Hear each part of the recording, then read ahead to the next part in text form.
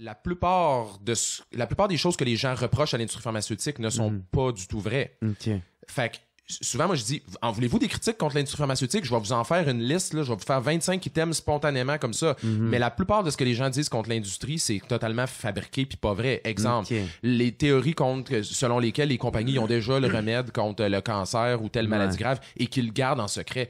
C'est farfelu parce que les découvertes majeures en santé sont jamais faites par les compagnies pharmaceutiques. C'est fait par des chercheurs académiques, universitaires, que éventuellement leurs recherches vont finir par être, à un moment donné, il y a une compagnie qui va dire « Hey, ton affaire que tu as trouvée, on va travailler dessus, on va le prendre puis on va investir dessus. » Fait que c'est complètement farfelu, cette idée-là, que une compagnie pourrait dire « On a le remède contre le sida, on le garde pour nous parce qu'on va juste le donner aux millionnaires. » Ça, c'est de la pure conspiration. Là, puis, moi, j'ai tout le temps pensé ça, puis j'ai arrêté de penser ça quand que René Angélil il est mort. Parce qu'il est fait triste. S'il y en avait bien un qui avait de l'argent, il aurait pu se le payer, le traitement, puis il est quand même mort. Ou mieux que ça, mettons les oncologues, tu sais. Mettons les oncologues là, qui meurent du cancer.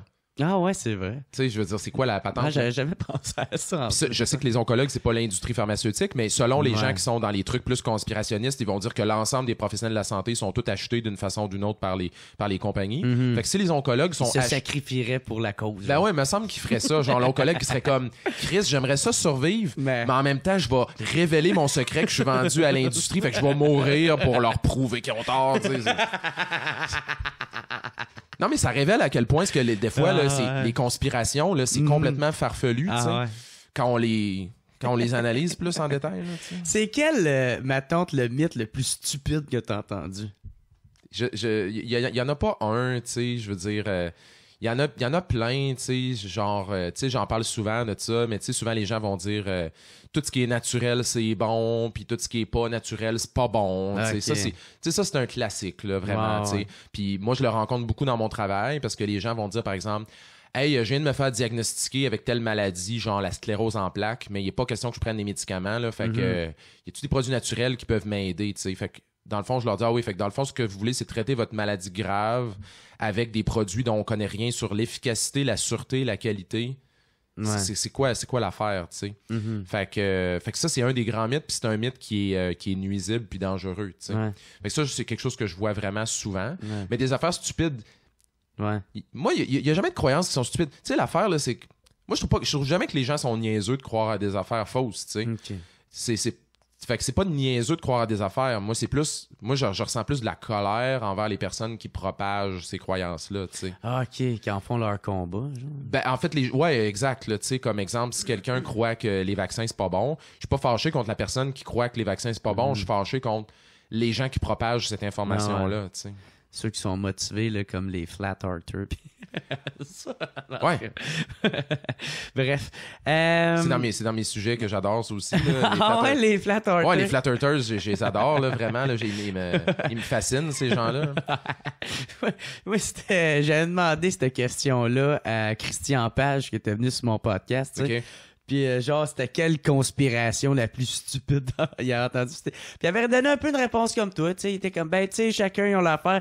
Mais je pense les P, c'est les flat earthers, à quel point. Puis là, il partait là-dessus. Puis ça me faisait rire. Tu sais, la pensée conspirationniste, là, moi, ça m'intéresse beaucoup parce que il y a une affaire, il y a des gens qui font pas la différence entre deux affaires. Il y a, mettons, c'est parce qu'il y a pas de mot en français, c'est ça le problème. En anglais, il y a conspiracy puis grand conspiracy. Okay? C'est quoi la différence entre les deux? Des conspirations ou des complots, là, il y en a. Exemple, on en entend aux nouvelles à tous les jours, genre la mafia est impliquée dans la construction à Montréal, blablabla. Ça, c'est une conspiration, c'est un complot, ça existe. Mais le concept de grand conspiracy, donc on pourrait appeler une grande conspiration, c'est une conspiration qui a atteint un niveau tellement élevé puis tellement absurde que pour qu'elle puisse être vraie, il faudrait qu'il y ait tellement de gens qui sont dans le secret que ça serait juste pas plausible, tu sais. Fait que quand t'atteins un niveau de genre 9/11 was a hoax ou des affaires comme ça, c'est comme, OK, fait que là, on s'entend, il y a des milliers de personnes dans le gouvernement qui veulent que des gens meurent, mais tout le monde est capable de se fermer à trappe puis ça sort jamais, tu sais. Fait que la distinction entre les deux est vraiment importante, puis les flat earthers, c'est comme le pire. Parce que les flat earthers, pour que leur théorie soit vraie, là, ça veut dire qu'il faut que 100% de la communauté scientifique soit non seulement des caves, mais carrément des menteurs. Ouais, c'est ça. Intentionnels. Là, parce que ça veut dire que tous les astronautes, toute la NASA, tous les astronomes qui regardent dans leur télescope à tous les jours, tout le monde qui ont déjà... Mondiaux, là. Oh, exactement, tu sais. Fait que le niveau que ça prendrait pour que ça soit vrai, c'est juste impossible. Puis là, rendu là, ils veulent vivre dans leur déni. C'est rendu ça. Là. Ben, on peut pas les changer, hein. La pensée conspirationniste, on peut pas rien faire pour ces gens-là. Il faut les laisser dans leur petite affaire puis leur dire bonne chance avec ça. Là, ça a commencé un peu avec le coronavirus. Là. Il y en a qui commencent là, à partir des conspirations là-dessus. Là. Je sais pas si t'en as entendu parler un peu. Ben, j'ai entendu dire qu'il y avait des conspirations, mais j'ai pas entendu c'était quoi les conspirations. C'est-tu que le virus a été inventé par l'armée pour tuer du monde? Ben ouais, genre ça, parce qu'en Chine, tu sais, ils sont tellement... La population est très populée, je pense qu'on dit. Ou, en tout cas. Fait que, tu sais, ça diminuait un peu la population. Puis, ouais, ça. Ou sinon, c'était quoi l'autre, j'ai entendu? Ah oui, pour faire abstraction de qu'est-ce qui se passait à Hong Kong, là. Parce que, tu sais, il y avait comme beaucoup de... Oui, Protest Hong Kong, C'est ça, tu sais. Fait que là, c'était comme pour... Puis là, il allait faire le ménage là-dedans pendant que toute l'attention était dirigée vers le virus, tu sais. C'est tellement une belle démonstration de comment est-ce que le cerveau humain, et puis c'est vrai, là, c'est un vrai défaut qu'on a dans notre cerveau, là. Notre cerveau est programmé pour... voir des liens entre des événements qui n'ont pas de lien les uns entre les autres.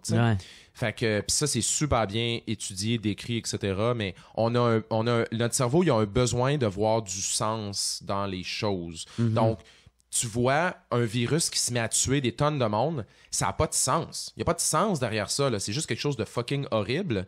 Donc, le cerveau essaie de trouver du sens. Fait que là, après ça, ça dépend de quel type de personnalité que t'as. Fait qu'une personnalité plus rationnelle va faire, ben, ça n'a pas de sens, puis c'est juste plate, puis tu sais. Puis il y en a d'autres qui vont faire, ouais, mais attends un petit peu, là, qu'est-ce qu'il y a d'autre dans le monde qui pourrait expliquer ça? Puis là, ben, on voit un pattern, tu sais, entre les deux. Les gens vont souvent aussi avoir l'impression qu'il y a une force motrice en arrière des événements inexplicables. On appelle ça le agency en anglais, le hyperactive agency detection. Là. C'est un vrai défaut dans notre cerveau que les gens qui sont dans la pensée conspirationniste vont voir, OK, il y a un virus qui est apparu qui commence à tuer du monde. C'est impossible que ça soit apparu out of nowhere. Donc, il faut qu'il y ait une force motrice, une force en dessous de ça qui a créé ça. Mais là, c'est quoi la force?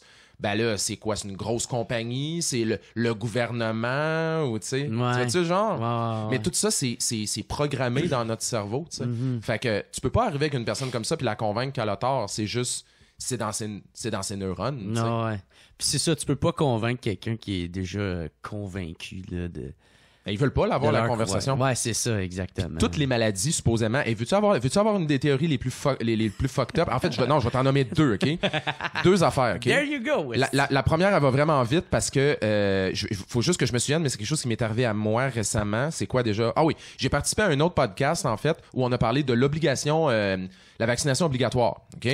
Et donc, dans les commentaires, quand le podcast a été publié, ben dans les commentaires, il y a un gars, puis c'était pas une joke, là, qui disait que lui, ce qui l'inquiétait le plus par rapport à la vaccination obligatoire, là, c'est la possibilité que un moment donné, le gouvernement décide de mettre des nanorobots dans les vaccins pour contrôler notre cerveau. Ah ouais. Donc, si on accepte la vaccination obligatoire et que là, un moment donné, le gouvernement fait « Hey, sais-tu quoi? On est rendu à l'étape où ça nous tente de slipper des nanorobots dans les vaccins. » Ben là, t'es fucké, t'es pogné pris, parce que là, c'est rendu obligatoire, tu sais. C'est juste moi qui trouve ça fucké ou je veux dire, c'est juste insane de penser à ça, tu sais? T'as pas l'air sûr? Ou... Ben, moi, je suis bien influençable. moi, je t'écoute parler, je fais comment... C'est quoi tes arguments contre ça? Non, c'est une chose.